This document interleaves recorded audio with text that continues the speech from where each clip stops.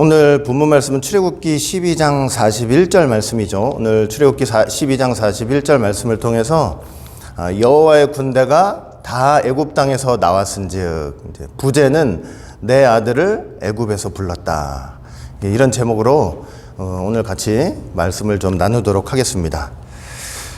자, 이제 대장정의 그 10대 재앙을 마치고 마지막으로 이제 유월절이 있었죠. 그 첫 번째 유월절이죠. 첫 번째 유월절을 지키고 이스라엘 백성들이 드디어 이제 출애굽을 하게 됐습니다. 하나님의 시간표 안에서 이제 하나님이 알려주신 방법대로 유월절을 지키면서 이제 그렇게 출애굽의 대역사가 시작이 된 것이었죠. 하나님께서 제가 저번 주에도 말씀을 드렸지만은 이 달을 한 해 첫 달로 삼으라 이렇게 명령을 하셨다고 했잖아요. 이게 하나님의 시간표를 가르쳐 주신 것이죠.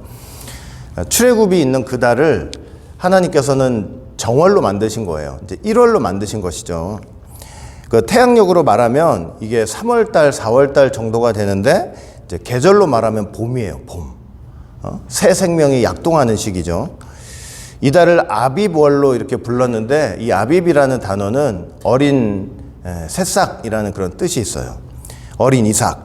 이제 이런 뜻이 있는데 이름의 뜻에 맞게 이때는 보리 이삭도 났고 뽕나무도 열매를 맺기 시작하고 이제 밭에 채소도 나오기 이제 했던 시기예요. 이게 봄이 돼가지고 새로운 생명이 싹터 이렇게 올라오듯이 이스라엘 백성들은 바로 그 달에 출애굽을 함으로써 하나님의 백성으로서 이렇게 싹터 오르기 시작한 거였어요.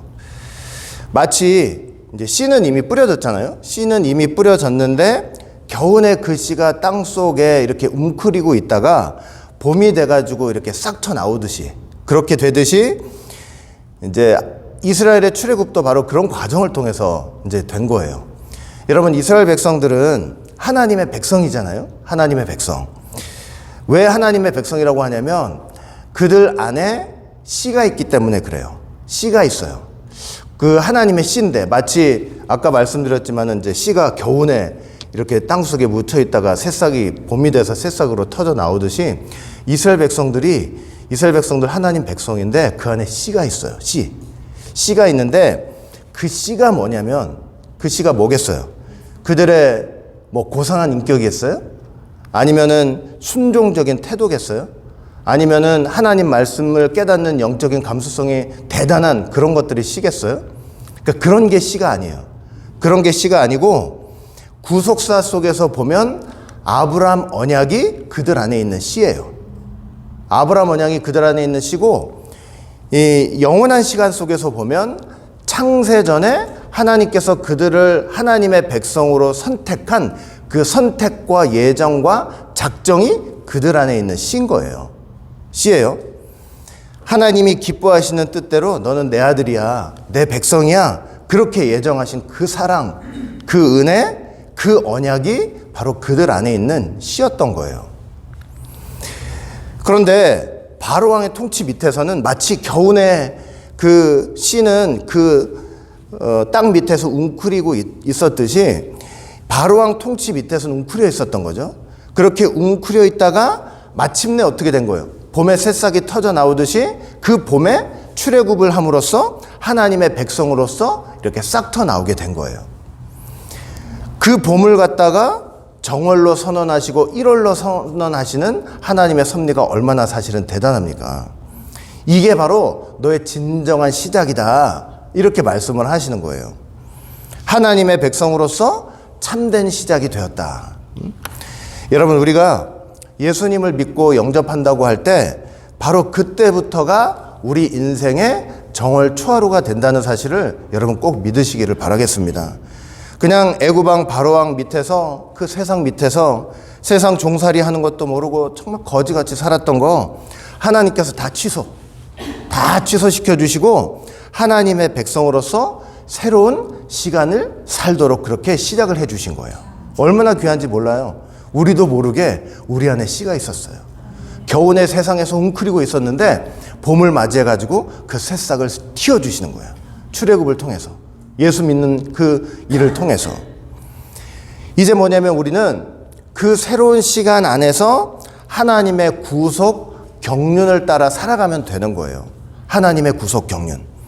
하나님의 시간 안에서 그 구속 경륜의 맵을 따라가다 보면 여러분 하나님의 구속 경륜은 한마디로 얘기하면 지도예요. 지도. 맵이에요. 지도. 천국 가는 지도예요. 하나님의 시간 안에서 그 구속 경륜의 맵을 따라가다 보면 반드시 그 끝에는 뭐가 있느냐면 가나안 땅이 있는 거예요. 지옥이 아니라 천국이 있는 거예요. 여러분 꼭 믿으시기를 바라겠습니다.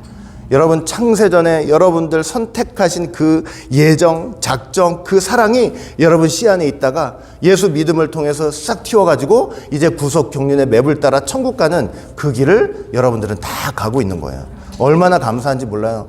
여러분 봄을 맞이하지 못하는 인생들이 세상에 얼마나 많겠어요. 안 그래요? 계속 그 바로왕 밑에서만 살다가 죽는 인생들이 얼마나 많아요. 봄 한번 맞이하지 못하고. 여러분들한테 저한테는 그 씨가 있어가지고 봄을 맞이하게 하나님께서 해주신 거예요. 얼마나 귀하고 감사한지 몰라요. 그렇게 출애굽하는 날을 이제 정월로 딱 선언을 하시고 이제 구속 계획을 말씀하셨죠. 이제 복습하는 겸 다 말씀드리는 거예요. 다시. 자, 이스라엘 백성들이 다 그대로 했어요. 1월 10일 날 어린 양을 딱 준비를 했죠. 나흘간 흠이 있는지를 조사했어요. 이게 이제 구속사라 말하면 예수님의 고난주간이라고 그랬죠. 흠이 없이 준비되는 과정이라고 그랬잖아요. 흠이 없이 준비되는 과정이라는 게 뭐예요? 예수님이 그 고난주간을 통해서 십자가에서 지금 제물로 달리셔야 되는데 어떻게 달리셔야 되냐면 흠 없는 제물로 달리셔야 되잖아요. 그러니까 점검이 필요한 거예요. 조사가 필요한 거예요. 그러니까 예수님 스스로도 인성을 가지고 계시기 때문에 혹시 예수님 마음과 생각과 또 모든 행하심에 있을 수 있는 불확실성, 두려움 같은 것들 이 고난주간을 통해서 어떻게 하신 거예요? 예수님이 싹 정리를 하신 거예요. 그래서 그럼 여러 번 말씀드렸잖아요. 그래서 수요일 날 기도하시면서 그 침묵의 날 기도하시면서 뭘 하셨다고 그랬어요? 창세 전부터 아버지와 약속하셨던 거, 성경에 기록된 모든 자기에 대한 예언들 이런 것들을 다 점검하시면서 마음에 이 십자가 길이 진정 하나님이 원하시는 길일까? 아버지가 원하시는 길일까? 했던 그런 의심이라도 조금이라도 남기지 않고 그 확신의 기도를 하시면서 싹 없애시는 거예요. 그랬기 때문에 어떤 고백이 터져 나오는 거예요?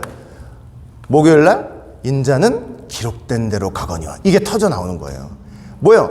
아무런 흠이 없는 거예요. 거기에는 십자가 길에 대한 예수님의 조금의 의심이나 두려움도 싹 없애버린 거예요.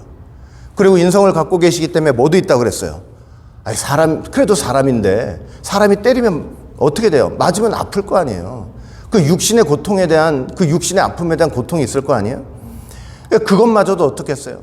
이 잔이 내게서 지나가게 하옵소서. 그러나 나의 원대로 마옵시고 아버지의 원대로 하옵소서 하면서 그 육신의 고통마저도 아버지한테 철저하게 맡겨버리는 거예요. 그래서 십자가의 길을 갈 수 있도록. 그래서 이 나흘 동안 흠이 없는지 있는지 조사하는 기간은 구속사 속에서는 예수님이 고난주간을 통해서 모든 점과 같은 거, 흠과 같은 거, 혹시 마음의 생각에 또 육신의 고통 때문에 두려워했던 마음들을 싹 다 제거하시고 온전한 제물로서 준비돼서 십자가에 달리시는 그 과정을 보여주고 있는 게 이 나흘간이었어요. 이해되시죠? 그리고 마침내 14일 저녁에 이제 양을 잡았잖아요. 피는 어떻게 했다 그랬어요? 피는 문에 좌우 설주와 임방에 딱 발랐다 그랬잖아요. 그 임방과 설주는 제가 저번에도 말씀드렸지만은 이렇게 세운 기둥하고 가로지르는 기둥이라고 그랬죠. 거기다 피를 발랐다고 했죠. 그게 구속사 속에서는 어디에서 성취가 됐다고 그랬어요? 십자가죠. 십자가가 어떤 기둥으로 되어 있다고 그랬어요? 세운 기둥과 가로지르는 기둥으로 되어 있다고 그랬죠. 영적으로는 이 세운 기둥과 가로지르는 기둥이 뭐라 그랬어요? 10계명이죠. 10계명. 1계명부터 4계명까지 하나님과 관련된 그 계명. 그 다음에 5계명부터 10계명까지 인간과 관련된 계명. 이게 세운 기둥과 가로지르는 기둥이라고 그랬잖아요. 근데 예수님이 거기서 피를 흘려주셔가지고 어린 양의 피를 거기 임방과 설주에 발랐듯이 예수님도 십자가에 피를 흘렸다고 했을 때 그 10계명에 1계명부터 4계명, 5계명부터 10계명 거기다가 피를 뿌리신 거예요. 거기다 피를 뿌리신 거예요. 거기다 피를 뿌린 게 왜 중요한지 아세요? 왜냐하면 타락한 인간은 10계명이 딱 나오잖아요. 나오면 거기 하나님의 공의가 있어요. 하나님 말씀이 나올 때 하나님의 공의가 있죠? 공의가 뭐냐면 죄의 싹은 사망이라. 그러면 10가지 말씀 하나하나 나올 때마다 우리는 그 말씀 앞에 어떻게 돼요? 죄의 값은 사망. 우리는 다 죄인이니까 그냥 사망이에요. 죽는다고 할 때 뭐냐? 피를 흘리는 거예요. 피라는 게 보세요. 내 몸 안에 있을 때는 생명을 상징하지만 바깥으로 나오는 순간 사망이란 말이에요. 그렇죠? 그러니까 피를 흘린다는 것은 사망이잖아요. 우리가 사실 십계명의 말씀 앞에 한 말씀 한 말씀 한 말씀 앞에 다 어떤 세계냐면 다 피 흘리는 세계예요. 우리 그걸 지킬 수가 없거든. 죄의 값은 사망이거든요. 그런데 그 십자가 말씀에다가 예수님이 뭘 하신 거냐면 자신의 피를 뿌리신 거예요. 자신의 피를 뿌리셔가지고 우리가 뿌려야 될 피, 우리가 그 말씀 앞에서 사망을 당하고 피가 흘려야 되는데 예수님이 우리 대신 피를 흘려주심으로 말미암아 하나님의 사자가, 예를 들면 하나님의 사자가 십계명 말씀에 우리 하나도 제대로 된 게 없거든요. 죽어야 되는데 딱 가서 보니까 그 말씀 앞에 피가 뿌려져 있네. 나 대신 누가 이미 피를 뿌려주신 거예요. 예수님이. 그래서 우리가 말씀 앞에 사망을 안 당한 거예요. 십계명만이 아니고요. 여러분, 말씀이 선포될 때마다 우리는 그 말씀 앞에 다 뭘로 나타난다 그랬어요? 죄인이잖아요. 그럼 죽어야 되죠. 죽는 건 피를 흘리는 세계죠. 근데 이미 누가 우리를 대신해서 피를 흘려주셨어요. 그래서 말씀 안에서도 우리가 피를 흘리지 않고 죽지 않고 생명의 길을 걸어갈 수가 있게 되는 거예요. 이게 얼마나 놀라운 세계, 얼마나 깊은 세계예요. 모든 선포되는 말씀에 예수님의 피가 뿌려져 있어요. 하나님이 안 보시는 거예요. 그 말씀 안에서 저주받아서 우리를 죽여야 되는데 예수님의 피로 가려주셔서 우리를 안 보시는 거예요. 우리 죄를. 이 놀라운 세계가 숨겨져 있는 거예요. 그리고 양의 고기를 잡아 먹었죠? 양의 고기를 잡아 먹었어요. 어린 양 한 마리당 약 10명 정도. 한 가족이 다 먹는데 이게 좀 모자란다 싶으면 이웃 가족들까지 초청해가지고 그렇게 같이 먹었죠. 자, 고기를 먹을 때는 어떻게 한다 그랬어요? 절대 날것으로 먹거나 물에 삶지 않고 불에 구워서 먹으라 그랬잖아요. 불에 구워서 먹는다. 양고기를 불에 굽는다. 불에 굽는다 하는 것은 어떤 의미가 있냐면 예수님께서 십자가에서 당하시는 그 불같은 환난을 말씀하는 거예요. 예수님의 십자가 고통이 어떤 환난이냐면 불같은 환난이에요. 그리고 더 깊이 생각해 보면 사실 우리 죄인들이 다 마지막으로 갈 곳은 어디예요? 지옥이잖아요. 지옥 불이잖아요. 그러니까 우리가 죄의 싹은 사망이다 할 때 그 사망은 목숨만 끊어지는 사망이 아니고 지옥 불까지 떨어지는 사망이거든요. 그게 하나님의 공이잖아요. 그런데 그 지옥 불을 우리 대신 누가 체험을 하신 거예요? 예수님께서.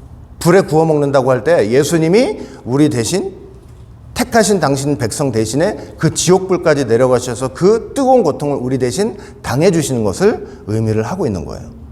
또 하나, 주님의 말씀은 어떤 말씀이다? 불에 연단한 금 같은 말씀이다.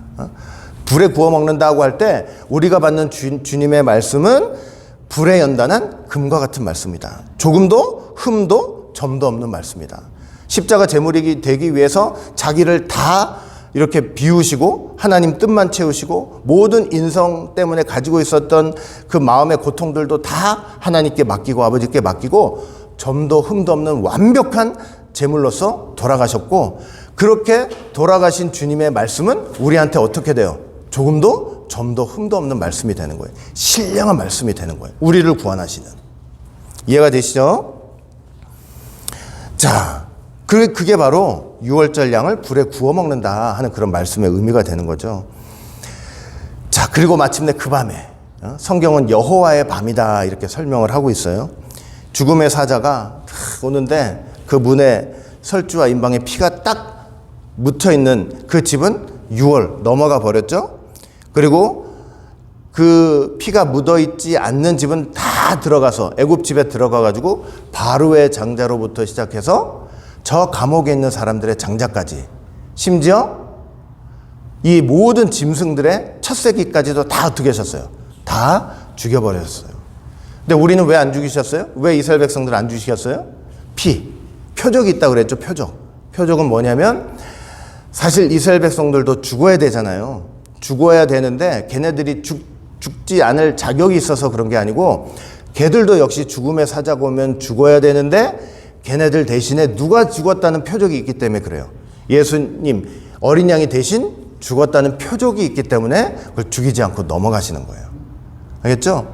그러니까 우리도 늘 신앙생활하면서 정말 주님의 은혜 그 나라 갈 때까지, 아니 그 나라 가서도 감사해야 되는 이유는 우리 대신 죽으셨다는 표적이 돼 주시기 때문이에요. 하나님의 공의와 진노 앞에서 너 대신 내가 죽었다 하는 표적을 갖고 있기 때문에 우리가 사는 거예요. 그러니까 늘 감사하며 사시는 모두가 되시기를 주의 이름으로 간절히 축원을 드리겠습니다. 자, 애굽은 난리가 났어요. 그리고 마침내 오늘 이 본문 말씀대로 출애굽을 하는 거예요. 출애굽기 12장 41절 보니까 430년이 마치는 그날에 여호와의 군대가 다 애굽 땅에서 나왔은즉, 이렇게 말씀을 하고 있죠. 430년이 끝나는 그날에 이제 이스라엘 백성들이 애굽에서 몇 년 동안 생활했어요? 430년 동안 했어요. 430년. 그런데 저 원어를 잘 보시면 430년이 마치는 그날에라는 것은 어떤 뜻이냐면 정확히 430년이 끝나는 바로 그날을 가리키고 있어요. 바로 그날이에요. 하루도 모자라거나 더하거나 이러지 않고 끝나는 바로 그날을 가리키는 거예요. 하나님의 시간표대로 하나님이 계획하신 대로 정확히 그날 이제 출애굽을 했다는 그런 의미가 되는 것이죠. 하나님의 구속사 속에서 일어나는 모든 일은요, 절대로 정확하게 하나님이 계획하시는 바로 그날 그 시에 발생한다는 것을 보여주고 있는 거예요. 여러분, 하나라도 지금 우리 하나님의 구속사 속에서 일어나는 모든 일 중에 하나라도 역사적 우연에 의해서 일어나는 일은 전혀 없어요. 정확히 하나님의 계획대로만 일어나는 거예요. 우리 입장에서 중요한 게 뭐냐면 하나님의 구속 경륜 안에서 그때 그 시간에 일어나는 그 일 앞에 나는 어떤 선택을 하느냐, 이게 가장 중요한 거예요. 우리한테는 이게 가장 중요해요. 애굽의 바로왕 같이 끝까지 고집을 부리고 마음을 강팍해 먹고 하나님 앞에 완악함을 부리면서 그렇게 살 것이냐, 아니면 모세에게 속하여 출애굽을 하는 하나님의 뜻과 계획에 동참하여 애굽을 나갈 것인가. 이게 가장 중요한 거예요. 어떤 일이 발생해도 이 두 가지 선택 중 우리는 하나를 하게 돼 있는 거예요. 우리는 항상 예수님에게 속해서 계시록 18장 말씀처럼 바벨론에서 나오라 하는 그 하나님의 뜻과 계획에 모두가 동참하시는 여러분 다 되시기를 바라겠습니다. 여러분, 어떤 사건이 일어나더라도요, 보세요. 내 개인, 가정, 역사 속에서 어떤 일이 일어난다고 해도 왜 이런 일이 있지? 그러니까 이런 생각 하시는 게 아니고, 하나님의 계획대로 다 되고 있구나, 뭐든지 하나님의 뜻과 계획대로 되고 있구나, 이런 믿음 안에서 중요한 건 뭐냐, 그런 믿음을 갖는 가운데 중요한 건 뭐냐면 그 일과 사건 속에는 항상 뭐가 있느냐, 어떤 음성이 있느냐, 하나님께서 자기 백성들을 향해서 야, 바벨론에서 나오라 하는 그런 음성이 담겨 있다는 사실을 믿고 우리는 구속 경륜을 따라 예수님만 붙잡고 바벨론에서 나오는 일만 하면 되는 거예요. 고집스럽게 그 일에 매여가지고 거기에 그냥 마음이 요동치고 우왕좌왕 하는 게 아니고 어떤 일 속에서도 주님 붙잡고 나가면 되는 거예요. 아시겠죠? 그런 선택이 가장 중요하다는 거. 제가 한 가지만 짚고 넘어가자면, 사실 창세기 15장에서는 하나님이 몇 년이라고 그랬어요? 아브라함한테? 400년이라고 했잖아요. 근데 이건 지금 430년이죠. 그러니까 30년 차이가 나잖아요. 이 30년 차이는 어디서 나는 것이냐? 원로 목사님께서는 딱 뭐라고 설명하셨냐면, 이 30년은 요셉이 총리로 있을 때 종살이를 하거나 핍박받지 않았으니까 그 기간은 뺀 기간이다, 이렇게 설명을 해주셨는데 저는 그 설명을 받아들여요. 그러니까 그런 차이 때문에 있다는 거 여러분들이 기억하시면 되는 거예요. 자, 바로 이날에 여호와의 군대가 다 애굽에서 나왔다 그랬어요. 여호와의 군대가 다 애굽에서 나왔다. 그러니까 하나님의 구속사 속에서 너무 감격적인 순간이 아닐 수가 없죠. 400년 동안 종살이하던 그 굴레를 다 벗어버리고 다 그 출애굽을 하는 그 순간. 이거 무엇보다 뭐냐면 무엇보다 아브라함 언약의 성취예요. 아브라함 언약. 하나님이 아브라함한테 뭐라고 그랬냐면 네 자손이 이방의 객이 되어서 400년간 고생할 텐데 내가 반드시 그 나라를 징치할 것이고 그 후에 네 자손들은 큰 재물을 가지고 나올 것이다. 이 언약을 하셨잖아요. 이렇게 하신 지 무려 636년 만에 정확하게 말씀대로 성취가 된 사건인 거예요. 여러분, 하나님은 절대로 인간처럼 실언을 하시는 분이 아니에요. 인간 실언할 때 참 많잖아요. 지키지 못할 약속을 함부로 하시는 분도 아니에요. 약속해놓고 중간에 나 이것 좀 바꿀게, 시간을 바꿀게, 장소를 바꿀게, 뭐를 바꿀게. 하나님은 약속해놓고 중간에 수정하거나 변경하시는 분이 아니에요. 회전하는 그림자도 없다 그랬어요. 변함이 없으신 분이라고 했어요.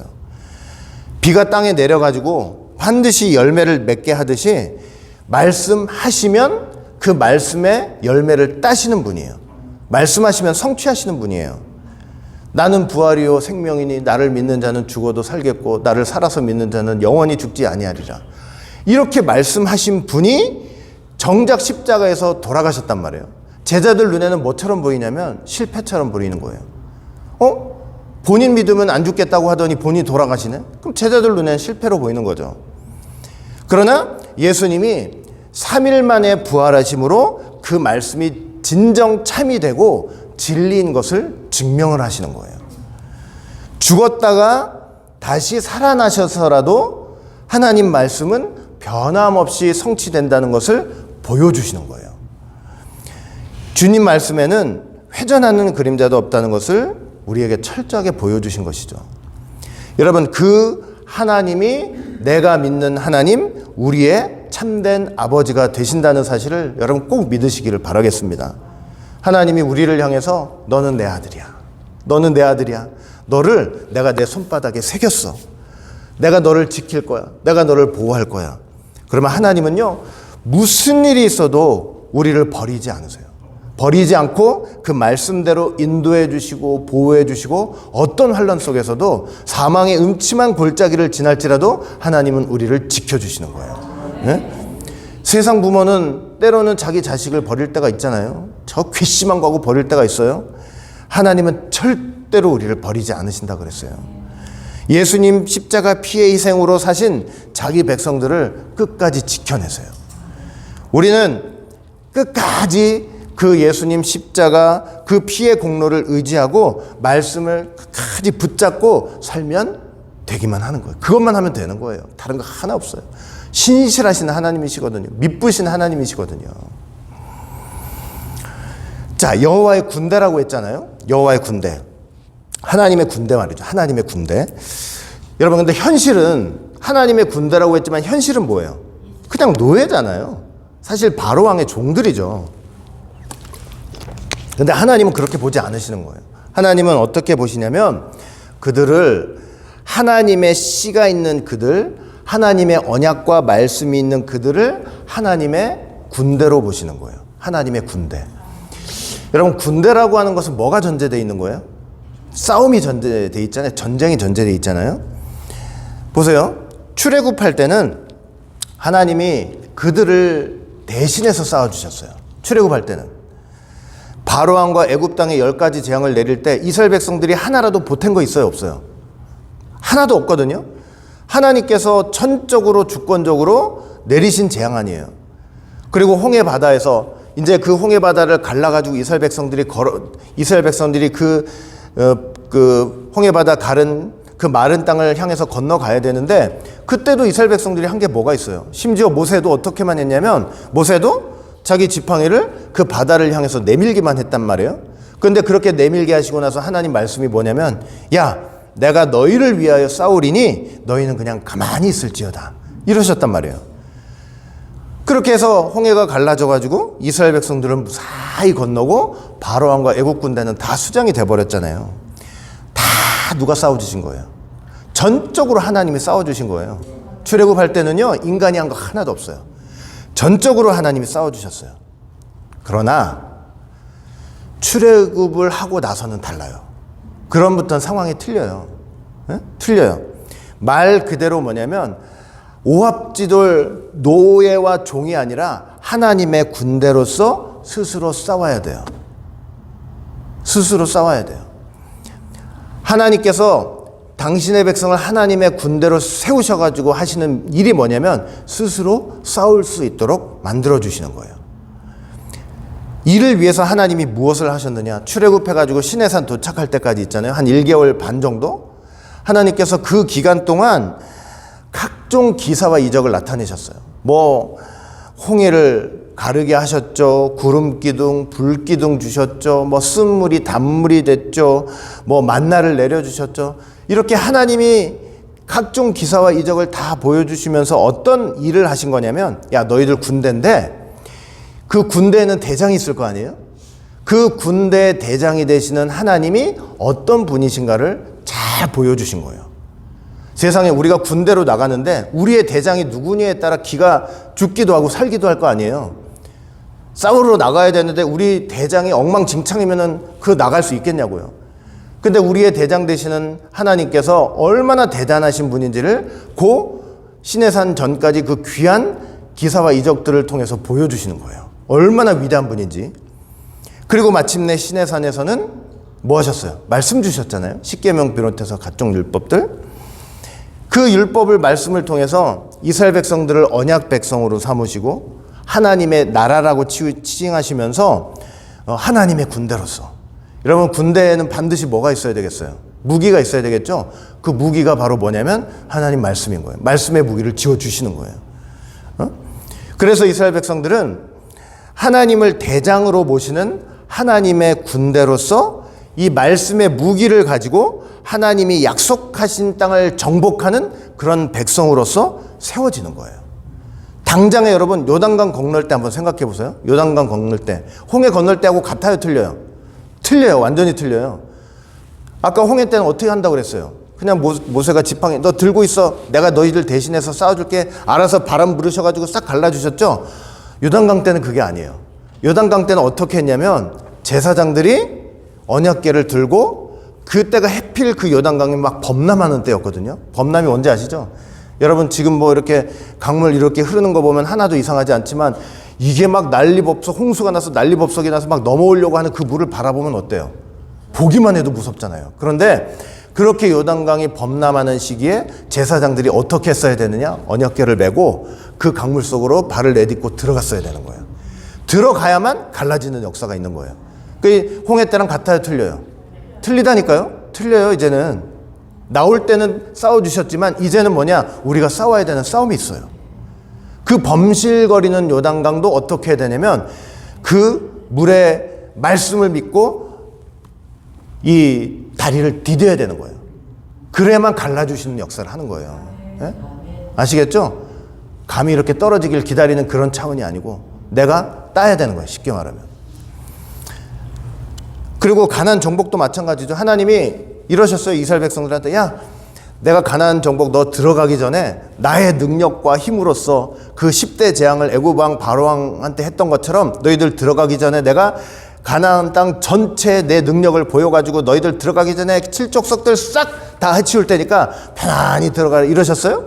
아니에요. 가나안 들어갈 때는 어떻게 하라고 그랬어요? 너희들이 가서 싸우라는 거예요. 그러니 틀려요. 하나님의 군대라고 했지만 처음엔 대신 싸워주신 싸움이었지만 그 다음부터는 뭐냐면 내가 싸워야 되는 싸움이에요. 하나님의 말씀을 믿고. 이해되세요? 사랑하는 성도 여러분, 우리가 절대 잊지 마세요. 다 성도지만, 하나님 믿는 사람이고 성도지만 하나님의 군대라는 사실을 절대 잊지 마시기 바랍니다. 하나님의 군대로 부르시는 거예요. 네? 우리가 예수님을 믿고 영접해가지고 천국 상속할 것을 다 약속 받았잖아요. 그래요, 안 그래요? 다 천국 간다는 약속 있어요, 없어요? 예수 믿는 사람들한테. 그러나 천국 상속을 받은 우리 마음에는 뭐가 있냐면요, 우리 앞길엔 뭐가 있냐면 건너야 될 요단강 같은 게 있어요. 그리고 가나안 칠족속 같은 게 있어요. 그 넘실하는 요단강 같은 세상 앞에 말씀을 앞세우고 나아가야 하는 과정이 있는 거예요. 그리고 한번 보세요. 가나안 칠족속. 근데 우리가 물리쳐야 될 가나안 7족속이 있는데 여러분 이상하지 않아요? 가나안은 원래 천국을 상징하잖아요. 천국 상징하는데 왜 거기에는 7족속이 있지? 왜 7족속이 있을까요? 거기 왜 우리가 물리쳐야 될 7족속이 있는가? 그러니까 그냥 단순히 도식적으로 애굽은 세상이고 광야는 교회고 가나안은 천국이 이러면은 천국 안에 7족속이 있다는 건 쉽게 이해가 안 되잖아요. 제가 그래서 성경 공부할 때 나중에 다시 한번 자세히 말씀도 드리겠지만 보세요. 이걸 나한테 가져오면 쉽게 이해가 돼요. 어떻게 가져오면 쉽게 이해되냐면 하나님을 믿는 내 마음, 천국을 상속할 것을 약속받은 내 마음. 우리 천국 백성이잖아요. 내 마음에 실제로 뭐가 있는지 한번 생각해 보시라고요. 내 마음에 천국을 갈 거야 하는 약속을 받은 내 마음에 뭐가 있나 생각해 보면 가나안 땅에 왜 7족속이 있는지 이해가 돼요. 저와 여러분들 마음에 얼마나 더럽고 추잡한 것들이 많이 있습니까? 아니 천국 가는 백성이 왜 저렇게 더럽고 추잡한 마음들이 있지? 응? 평소에는 잔잔하죠. 평소에는 잔잔한데요. 툭 건들기만 하면 어떻게 돼요? 툭 건들기만 하면 마음 깊숙이부터 나한테 이런 마음이 있었나? 할 정도로 부글부글 그 더럽고 추잡한 마음들이 쫙 올라와가지고 상상도 할 수 없던 것들이 올라와가지고 나를 더럽히는 거예요. 예? 그게 사실은 짐승들이에요, 짐승들. 사람의 마음이 아니에요. 그 시기, 질투, 남을 미워하고, 교만하고, 하나님에 대해서, 말씀에 대해서 저항하고, 불순종하고, 말씀 집중적으로 못 듣고, 생각해 보세요. 천국을 상속받은 천국 백성의 마음에 이런 마음이 있다는 거 여러분 한번 잘 생각해 보셨냐고요. 예?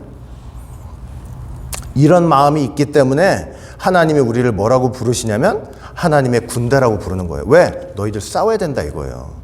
평생 우리는 예수 믿고 천국 간다 이런 마음으로 그냥 룰루랄라 하면서 가는 게 아니고 절대적으로 하나님이 주신 그 말씀과 성령의 무기를 가지고 이런 마음들과 싸우면서 가야 되는 거예요.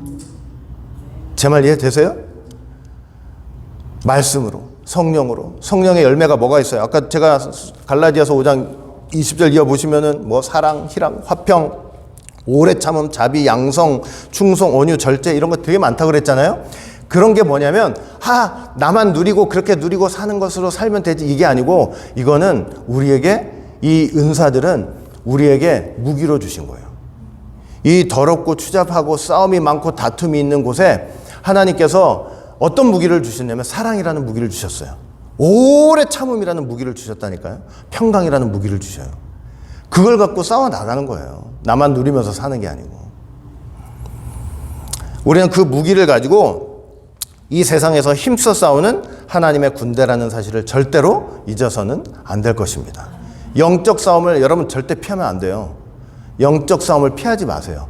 나한테 오는 어떤 일이든 어떤 사건이 되었든지 간에 영적 싸움으로 받아들이고 하나님이 주시는 무기를 가지고 내가 가진 무기 자, 한 대 가서 쥐어박자, 미워하자, 싫어하자 이게 아니고 하나님이 주신 신령한 무기들을 사용해서 그런 싸움에서 여러분들이 싸움을 하고 이기고 승리하는 체험들을 해나가면서 가는 거예요.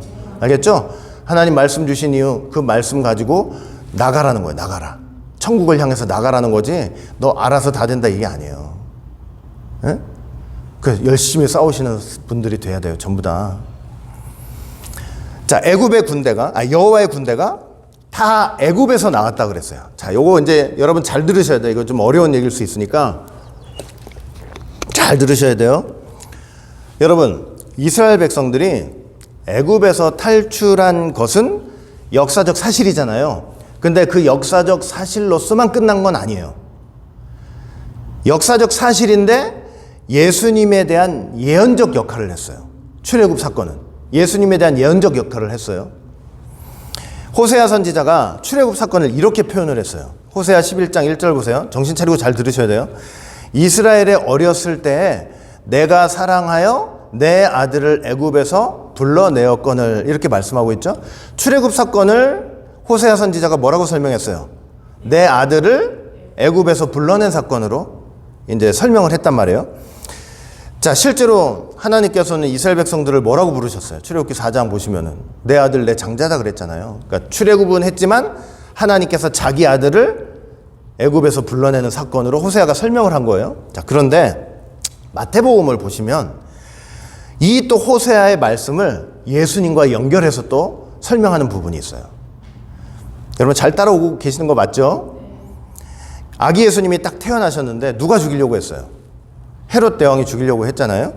그래서 요셉과 마리아가 이 아기 예수님을 데리고 어디로 도망을 가요? 애굽으로 도망갔잖아요. 애굽으로 도망갔는데 그 애굽으로 도망간 거는 그냥 그 시대 환경 속에서 보면 헤롯 왕이 죽이려고 하니까 애굽으로 도망간 것 같지만 그게 아니라는 거예요. 왜 그렇게 하필 애굽으로 도망을 갔느냐? 마태복음 2장 15절 말씀 보니까 헤롯이 죽기까지 거기 있었으니 이는 주께서 선지자로 말씀하신 바 애굽에서 내 아들을 불렀다 함을 이루려 하심이니라. 이렇게 설명을 해요. 예수님이 왜 애굽으로 도망을 가셨대요?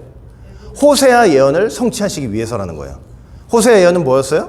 내 아들을 어디에서 불렀다? 애굽에서 불렀다.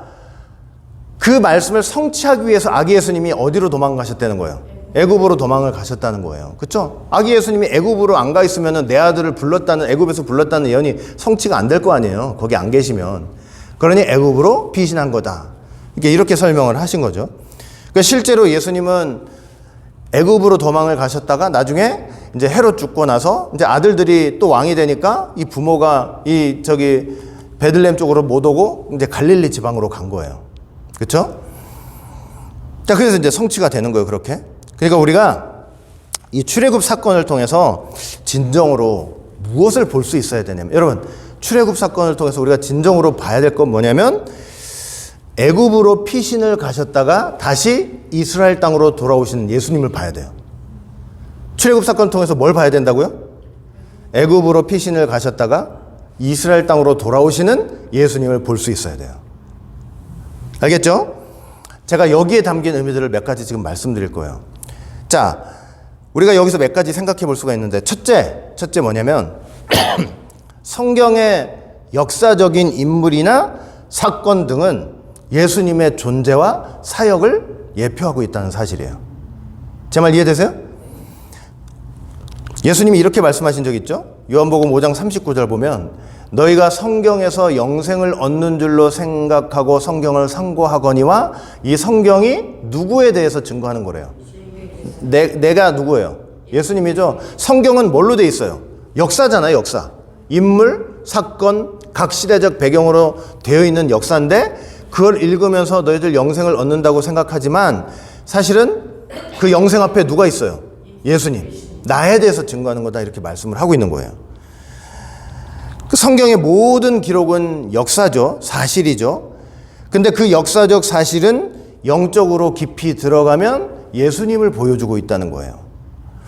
우리가 성경을 읽는 궁극적인 목적은 뭐냐면 그 성경을 통해서 누구를 발견하는 거예요? 예수님을 발견하는 게 성경을 읽는 목적이 돼야 된다는 사실이에요. 이건 성령님의 조명이 아니면 안 돼요. 우리 이 썩은 동태 눈깔로 성경을 읽으면 그냥 역사로밖에 이해가 안 되거든요. 그러니까 누가 역사를 해주셔야 되냐면 성령님이 역사를 해주시고 성령님의 조명이 있어야만 그 역사 앞에 역사 속에 담긴 예수님을 우리가 발견할 수가 있게 되는 거예요. 그게 말씀의 깊은 차원으로 들어가는 거예요. 제가 수요일날 한번 말씀드렸죠. 모세가 광야 생활 중에 모세가 구스 여자를 딱 취했네. 구스 여자 이방 여자 아니에요. 그러니까 아론과 미리암이 이해가 돼요, 안 돼요? 안 되잖아요. 아니 당신 형제인데, 서로 간에 형제인데 부인도 있고 새끼도 있으면서 어떻게 네가 광야 하나님의 대역사를 감당하는데 이 광야 생활 지도자로서 말이야 정신 딴 데 팔고 너 정욕이 그렇게 들끓어가지고 이방 여자를 그렇게 취할 수 있냐고 얼마나 비방을 했어요. 이해돼요, 안 돼요? 되지 왜 안 돼요? 저 같아도 그랬을 것 같아요. 지도자가 지금 엄청나게 하나님의 큰 일을 감당하고 있는데 느닷없이 이방 여자하고 결혼을 하네. 여자를 취하네. 저도 손가락질 같이 했을 것 같아요. 너무 심하니까 이제 하나님이 부르셔가지고 3명 딱 데려다 놓고 무슨 말씀하시냐면, 야, 내가 누군가한테 그걸 선지자 삼아가지고 누구한테 얘기할 때는, 말을 할 때는 선지자, 그러니까 꿈으로도 보여주고 이상으로도 보여주지만 모세는 틀리다 이거야. 모세는 내가 대면에서 명백히 말한대요. 그리고 또 뭐라고 했냐면 저는 하나님의 형상을 볼 것이오늘 이러는 거예요. 여러분 고개 끄덕끄덕하지만 이건 쉬운 얘기가 아니에요. 왠지 아세요? 구약 때는 하나님 형상 보기만 하면 어떻게 돼요? 다 죽잖아요. 근데 모세는 하나님의 형상을 본대요. 그 여러분 모세가 구스 여자 취한 것을 역사적 사실이지만 그 안에 있는 뜻을 발견하지 못하면 이해가 도무지 안 되는 거예요. 이해되세요? 하나님은 지금 모세한테 여자를 취하라고 얘기한 거 아니에요? 명백하게 얘기를 하신 거잖아요. 그럼 그 안에 뜻이 뭐냐? 이제 이게 중요한 거 아니에요? 그 뜻을 발견해야만 이게 이 말씀이 이해가 되는 건데 그 뜻이 뭐냐면 어디 안에서 발견해야 돼요? 그걸 예수님 안에서 발견해야 돼요. 여러분 하나님의 형상을 보시는 분은 누구예요? 예수님이 하나님의 형상 자체고 예수님이 하나님의 형상 자체고 성부와 성자 간에는 명백하게 서로 대면해서 말씀하시는 관계 아니에요. 그렇죠? 그리고 하나님이 모세한테 뭐라고 그러셨냐면 내가 나중에 너와 같은 선지자 하나를 세우겠다 그랬단 말이에요. 그 너와 같은 선지자가 누굴 가리키는 거예요? 예수님을 가리키는 거예요. 제 말 이해되세요? 그냥 사람의 눈으로만 보면 이해가 안 되는 거지만 하나님께서 지금 그 모세 안에 있는 모세를 통해서 지금 뭘 보여주고 있냐면 예수님 통해서 이루실 일을 지금 보여주고 있는 거예요. 알겠어요? 그러면 이제 이해가 되는 거예요. 예수님도 참 놀랍게 이 땅에 오셔가지고 돌아다니면서 사람들 만나는데 맨날 만나는 게 누구야? 세리들, 죄인인, 창녀들. 그때 그 종교 지도자들이 너만 말씀하라, 나도 알아. 그렇게 다니는 거 그거 잘못된 거야. 하나님 뜻이 아니야. 이랬단 말이에요. 근데 예수님 뭐라 그래요? 예수님이 야, 나 의인을 부르러 온 게 아니고 죄인을 부르러 왔다 그러시는 거예요. 이해되세요? 그 모세가 구스 여자를 취한 사건은 모세가 광야 생활 속에 부인한테 만족을 못하고 정욕에 불타가지고 다른 여자를 취한 사건이 아니고 결국 예수님 안에서 이루어질 일을 보고 있는 거예요. 예? 참 재밌는 게 사도행전 8장 보시면 초대교회에 이제 7명의 집사를 세웠잖아요. 그 중에 빌립이 있어요. 빌립이 여러분들 잘 아실 거예요. 이제 에티오피아 내시를 구원한 사건이 한번 있었죠. 그 에티오피아가 뭐냐면 구스 사람이에요. 모세가 구스 여자 취했잖아요. 근데 그 구스 사람이에요. 구스 사람인데 그 에티오피아 내시아가 막 내시가 이사야서를 읽고 있는데 이게 누구에 관한 얘기인지 모르는 거예요. 그 빌립이 그분이 바로 예수님에 관한 이야기다 이렇게 했는데 그걸 깨닫고 알아가지고 그 자리에서 세례받고 예수 믿는 사람 됐단 말이에요. 예수님의 복음이 구스 사람을 취하는 거예요. 모세가 구스 여인을 취했듯이. 제 말 이해되세요? 그러니까 우리가 성경을 볼 때 좀 더 깊은 세계로 들어간다고 하는 것은 그 역사적 사실 속에 누구를 볼 수 있는 거예요? 예수님과 그의 사역을 볼 수 있는 그게 바로 말씀의 깊은 차원으로 들어가는 거예요. 그렇게 봐야만 이해가 되는 거예요. 그런데 아론과 미리암이 그런 걸 볼 수 있냐고요. 눈에 보이는 거 뭐밖에 없어요. 그럼 예수님 봐도 뭐래요? 세리하고 죄인들하고 창녀하고 어울리는 것밖에 더 보이냐고. 그렇죠? 까막눈인 거예요. 까막눈. 그냥 까막눈. 그러니까 우리가 성령의 조명으로 예수님을 봐야만 말씀이 깊어지는 거예요. 출애굽 사건도 어디에서 성취가 되는 거예요? 애굽에서 탈출한 사건도 예수님이 애굽에 가셨다가 이스라엘로 다시 돌아오는 사건을 통해서 성취가 되는 거예요. 그게 또 보여주는 엄청난 의미가 있는 거고. 그러니까 여러분 성경을 읽지 않고 성경을 깨닫지 못하면 예수님 알 수 없고 성령의 조명이 없으면 예수님 절대 알 수가 없는 거예요. 성경 읽어도 까막눈인 거예요. 말 그대로. 그래서 우리가 성경을 가르치지 않고 성경이 없는 교회는 그냥 입으로 주여 하는 교회, 자기 의가 가득해가지고 너 왜 그런 이방 여자 취하냐고 이렇게 욕만 하는 손가락질만 하는 그런 교회가 될 수밖에 없는 거예요. 아시겠죠? 둘째, 잘 들으세요. 이 출애굽 사건은 이제 애굽에서 내 아들을 애굽에서 불렀다는 사건이라고 그랬죠. 출애굽 사건은 그렇게 성취가 되는 거라고 그랬잖아요. 자, 애굽에서 내 아들을 불렀다라고 하는 것은 어떤 의미냐면 둘째, 애굽 안에 하나님의 씨가 감추어져 있다는 것을 보여주는 거예요. 애굽 안에 하나님의 씨가 감추어져 있다. 자, 애굽은요, 사실 잘 들어보세요. 애굽은 바로왕이 통치하는 영역이죠. 사단 마귀의 영역이죠. 계시록 11장 보시면은 두 증인이 있는데 1260일 동안 전 3년 반 동안 이제 증거의 사명을 가지고 복음을 증거해요. 복음을 증거하는데 증거를 마칠 쯤에 무적행에서 짐승이 올라와서 전쟁을 일으켜서 그들을 죽여요. 그리고 나서 이제 이 자세한 내용은 다음에 제가 말씀드리고, 그렇게 죽이고 나서 그 두 증인의 시체를 큰 성길에 휙 던져버리거든요. 근데 그 큰 성이라는 게 어디냐? 계시록 11장 8절 보시면은 저희 시체가 큰 성길에 있으리니 그 성은 영적으로 하면 소돔이라고도 하고 애굽이라고도 하니 곧 저희 주께서 십자가에 못 박히신 곳이니라, 이렇게 말씀을 하고 있잖아요. 자, 여기 큰 성이란 바벨론을 가리는 거예요. 세상 바벨론. 영적으로 말하면 어디래요? 소돔이래요. 소돔은 성적 타락이 있었던 곳이죠. 아주 불경건의 대명사예요. 그 다음에 애굽이래요. 애굽은 우상숭배가 있는 곳이죠. 하나님에 대한 영적 배역의 현장이에요. 궁극적으로는 예수님을 십자가에 못 박은 세상. 그러니까 여러분, 애굽은 사실 어떤 영역이에요? 애굽은 어떤 영역이냐면 하나님 입장에서 보면 반역의 현장이고 반드시 멸망되어야 하는 세상이에요. 반드시 멸망하는 세상이에요. 그러니까 우리는 바로 그런 세상 아래서 하나님 앞에 철저하게 멸망당할 수밖에 없는 그런 존재들이잖아요. 애굽은 철저하게 멸망당해야 되는 곳이고 우리는 그 안에서 같이 멸망당해야 될 그런 사람들이었던 거예요. 자, 그런데 애굽에서 내 아들을 불렀다. 이 출애굽 사건이 보여주는 게 뭐냐? 애굽에서 내 아들을 불렀다. 뭐냐면 그런 멸망당할 세상에 하나님의 씨들이 남아있다는 것을 보여주는 거예요. 이해되세요? 사실은 애굽 안에서 다 죽어야 되는데, 멸망을 당해야 되는데 그 안에 뭐가 있다는 거예요? 하나님이 반드시 살려야 될 하나님의 씨들이 남아있다는 거예요. 씨들을 남겨두셨다는 거예요. 이런 의미. 만약에 있잖아요. 잘 들어보세요. 만약에 예수님을 애굽으로 보내셔가지고 그 애굽에서 내 아들을 불렀다. 애굽에서 예수님을 불러내는 이런 역사가 없었다면요, 이 애굽 같은 세상에 하나님의 자녀들이 없어요. 이 애굽 같은 세상에 우리는 다 멸망해서 지옥으로 빠져들어갈 수밖에 없는 거예요. 예?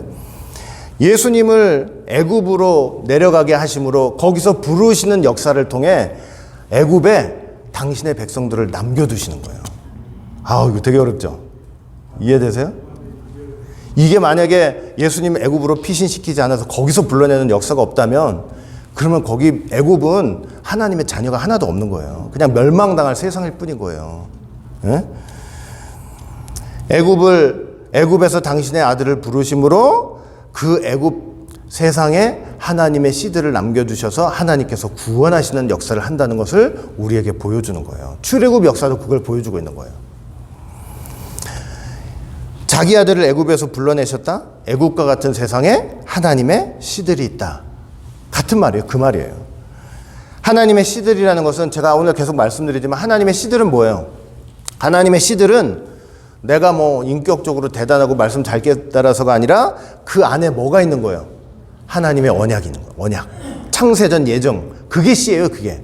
내가 씨가 아니고 내 고귀한 인격, 뭐 좋은 믿음, 이런 게 씨로 취급되는 게 아니고, 하나님 입장에서는 씨도 아니에요.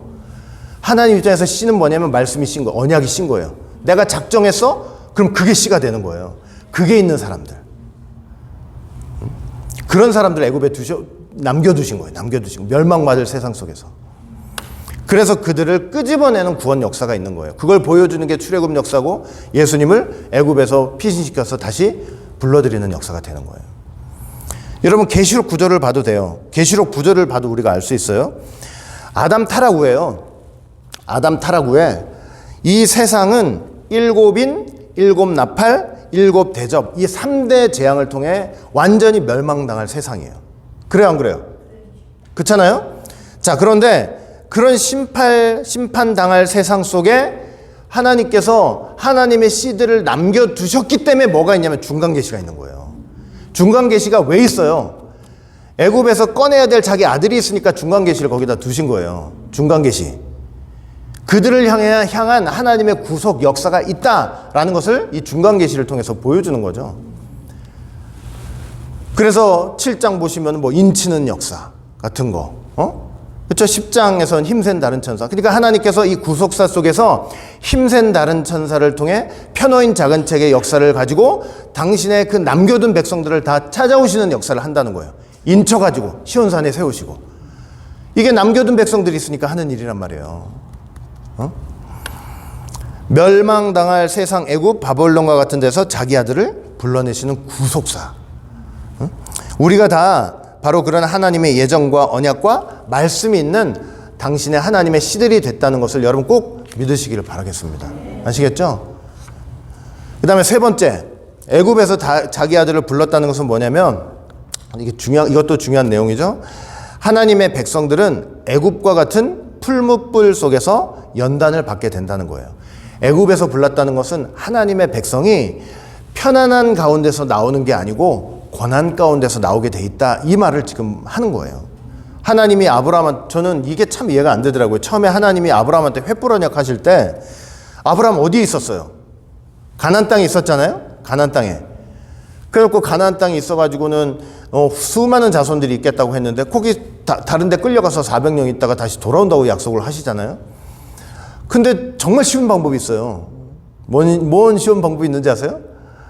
아브라함한테, 가나안 땅에 있는 아브라함한테 약속하시면서 너 이 땅에 잘 있어. 그러면 수많은 자손이 너한테 나올 거야. 여기서 하나님 나라 이루면 돼. 그럼 끝이에요. 뭐 번잡하게 애굽을 갔다가 400년을 거기서 고생하다가 다시 오고 이런 과정이 어디 있어요? 안 그래요? 이게 쉬운 방법이잖아요.